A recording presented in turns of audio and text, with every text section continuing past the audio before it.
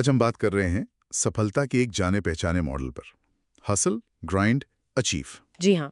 हमारे पास एक लेख है, हसल, ग्राइंड, अचीव। तो आज हम इसी के मुख्य संदेशों को समझने की कोशिश करेंगे। बिल्कुल। देखते हैं ये सफलता की राह के बारे में क्या कहता है। तो शुरुआत होती है हसल से। हाँ, पहला कदम। और लेख कहता है कि हसल सिर्फ मतलब कड़ी मेहनत नहीं है। अच्छा। ये उससे कहीं ज्यादा है। एक जुनून, एक अंदर की आग है जो तब भी जलती है जब शायद बाकी लोग आराम कर रहे हों। हाँ, जैसे वो कहते हैं ना, जब दूसरे सो रहे हों तब आप काम कर रहे हों। एग्जैक्टली। और इससे एक चुनाव की तरह भी बताया गया है ना, जैसे मनोरंजन की जगह ज्ञान चुनना। बिल्कुल। या फिर दोस्तों के साथ घूमने जाने की बजाय अपने लक्ष्य पर काम करना। लेख कहता है कि ये रोजमर्रा के छोटे छोटे फैसले हैं जो मिलकर एक बड़ी तस्वीर बनाते हैं। सही। और इसका जो सेंट्रल आइडिया है वो ये कि औसत जीवन नहीं जीना है और ये फैसला रोज करना पड़ता है। रोज? ये दिलचस्प है। मतलब एक बार ठान लिया वो काफी नहीं। नहीं, लेख के हिसाब से ये एक रोज की प्रतिबद्धता है।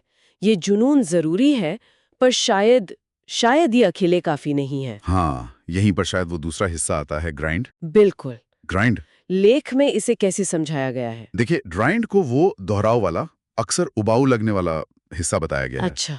जहां आपको तुरंत कोई सराहना नहीं मिलती, ना तालियां, ना सोशल मीडिया पर लाइक्स, कुछ नहीं। सिर्फ काम। सिर्फ काम। और ये असल में अनुशासन की परीक्षा है। हाँ। खासकर तब जब वो शुरू का जोश, वो मोटिवेशन थोड़ा कम होने लगता है। हाँ, ये मुश्किल होता है जब आप थके हुए हों या जब कोई प्रोग्रेस नजर ना आ रही हो, तब भी लगे रहना। जी, लेख यही कहता है, तब भी डटे रहना, जब नतीजे शून्य दिख रहे हों, जब लगे कि कुछ आगे बढ़ ही नहीं रहा। इसमें वो ईंट वाली मिसाल अच्छी है। बिल्कुल। कि हर छोटा कदम, हर छोटा प्रयास सफलता की इमारत में एक ईंट जैसा है। हाँ, वो बहुत अच्छा रूपक है। शायद दिखने में आकर्षक ना हो, पर बिल्कुल।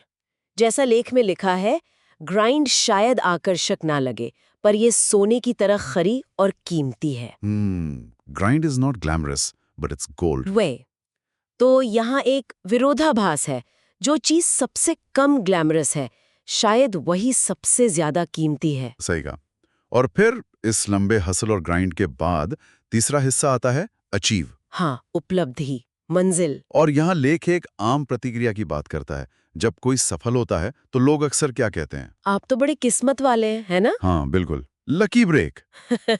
लेकिन लेख तुरंत इसके पीछे की कहानी बताता है कि इस तथाकथित किस्मत के पीछे क्या होता है। क्या होता है?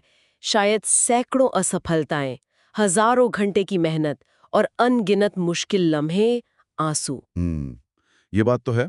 सफलता तो स्टेज पर दिखती है। हाँ, पर वो जो ग्राइंड है, वो हमेशा पर्दे के पीछे होती है। कोई नहीं देखता उसे। ये बहुत जरूरी पॉइंट है। मतलब ये जो अचीवमेंट है, ये कोई चांस की बात नहीं है, कोई शॉर्टकट नहीं है। नहीं, बिल्कुल नहीं। इसे बनाना पड़ता है, कमाना पड़ता है। अर्न्ड। लेख में भी यही कहा है, ये आपकी मेहनत का फल है, आपने इसे कमाया है। बिल्कुल। तो अगर हम इन तीनों को, हसल का जुनून, ग्राइंड का अनुशासन और अचीवमेंट की वो मंजिल, इनको एक साथ देखें, हाँ, तो इस पूरे खाके का सार क्या निकलता है? मुझे लगता है लेख का निचोड़ बहुत सीधा है। बिना बहाने के हसल करो, सही। बिना शिकायत के ग्राइंड करो, और बिना रुके अचीव करो।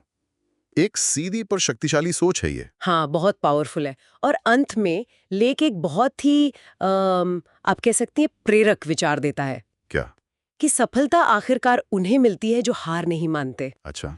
चाहे रात कितनी भी गहरी हो या वक्त कितना भी बुरा, जो लगे रहते हैं वही पहुंचते हैं। ये बात वाकई सोचने पे मजबूर करती है कि ठीक है, ये खाका तो है, पर कोई व्यक्ति अपने लिए इसे कैसे असलियत में ढाले। हाँ, खासकर तब जब हालात मुश्किल हों, जब रास्ता साफ ना दिख रहा हो। बिल्कुल। शायद यही वो सवाल है जिस पर हम सबको सोचना चाहिए। अपना खुद का सफलता का खाका मुश्किल हालात में कैसे लिखें।